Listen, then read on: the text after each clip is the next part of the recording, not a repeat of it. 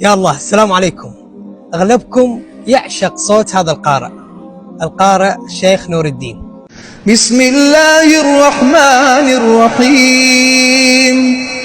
الرحمن علم القرآن، خلق الإنسان، علمه البيان. إن شاء الله تعالى باكر راح يكون إمام في جامع السيدة فاطمة الزهراء في صلاة التراويح.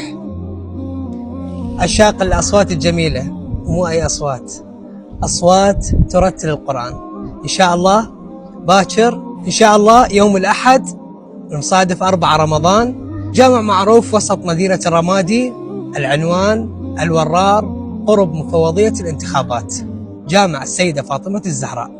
حياكم الله.